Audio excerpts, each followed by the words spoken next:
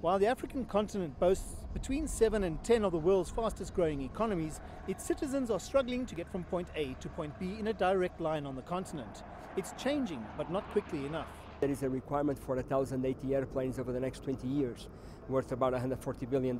That aside, there's currently only 154 airplanes on order, which means somebody has to start placing orders for airplanes. While there's an order backlog, Middle Eastern carriers are now moving 84% of all African passengers around the continent.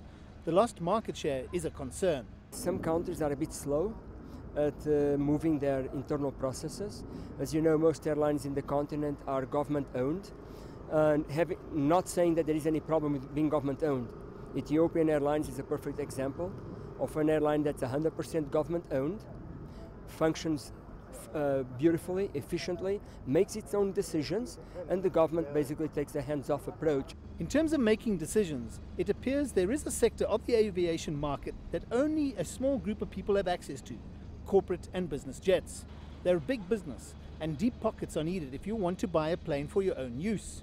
Anything from $6 to over $90 million, and that doesn't include the gas. Today there's almost 500 large business aircraft in Africa, and South Africa is a big part of that market.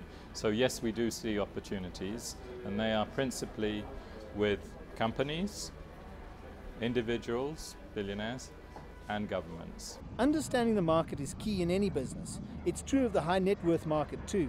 The ultra wealthy have very specific needs, and they can afford to have those needs catered to. The price tag doesn't scare off the super rich, and there are several on the continent.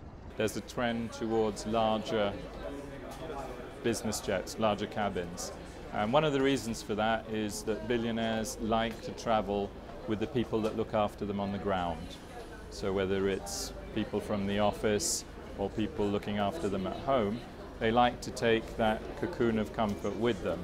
Meanwhile, on a commercial aviation level, if African flag carriers don't want to lose more business to their Middle Eastern competitors, they're going to have to move faster in their decision-making processes.